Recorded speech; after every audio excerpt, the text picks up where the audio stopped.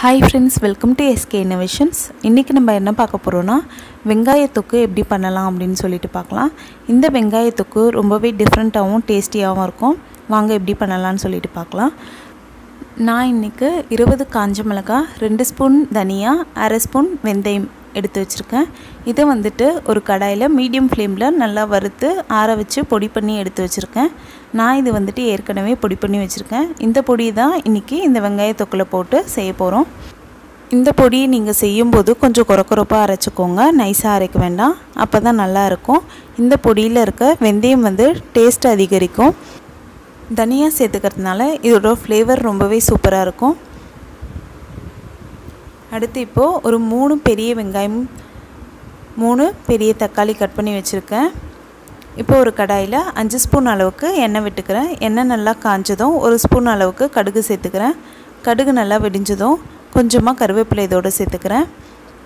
அடுத்து கட் பண்ணி வச்சிருக்க பெரிய வெங்காயம் சேர்த்துக்க போறேன்.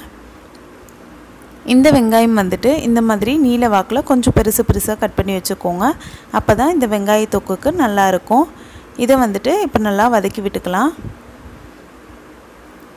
இப்போ இது ஒரு 3 நிமிஷத்துக்கு நல்லா வதங்கட்டும். இப்போ பாருங்க 3 நிமிஷம் ஆகிடுச்சு. வெங்காயமும் நல்லா வதங்கிடுச்சு. இந்த மாதிரி பொன்னிறமா ஆகிற வரைக்கும் நீங்கள் வதக்கிக்கோங்க.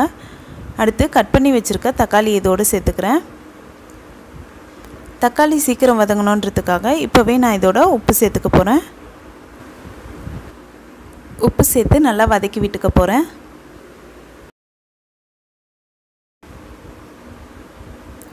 வதக்கி விட்டுட்டு இதுவுமே ஒரு 3 நிமிஷத்துக்கு அப்படியே விட்டுடலாம்.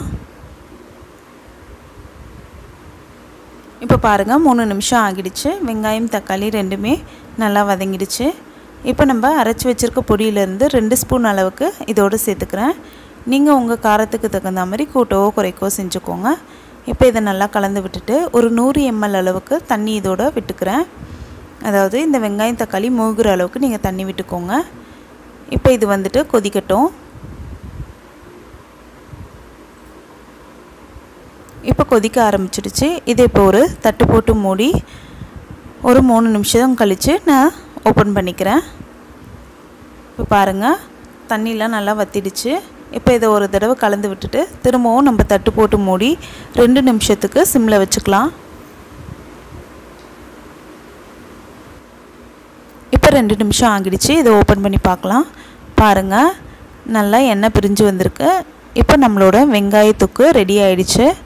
இதை இப்போ நம்ம சர்வ் பண்ணிக்கலாம். இந்த வெங்காய தொக்கு சப்பாத்திக்கும் பூரிக்கும் ரொம்பவே சூப்பராக இருக்கும். எல்லோரும் கண்டிப்பாக ட்ரை பண்ணுங்கள் ஃப்ரெண்ட்ஸ். இந்த வீடியோ உங்களுக்கு பிடிச்சிருந்தா லைக் பண்ணுங்கள், உங்கள் ஃப்ரெண்ட்ஸோடு ஷேர் பண்ணுங்கள், அண்ட் எப்படி இருந்துச்சுன்னு கமெண்ட் பண்ணுங்கள். நம்ம சேனலை மறக்காமல் சப்ஸ்கிரைப் பண்ணுங்கள். தேங்க்ஸ் ஃபார் வாட்சிங் ஃப்ரெண்ட்ஸ்.